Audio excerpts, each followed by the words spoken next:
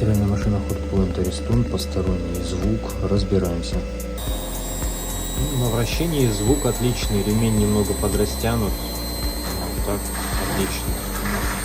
Вот звук насоса пошел, от насоса.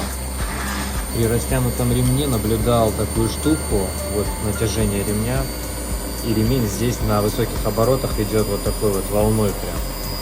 Вот. Ну и таким образом он соскакивает. Ремень тоже здесь под замену. Ну, собственно, вот, как видите, причина постороннего звука основная. Ну, я насос тоже сейчас посмотрю, насколько расшатана крыльчатка, возможно, буду менять.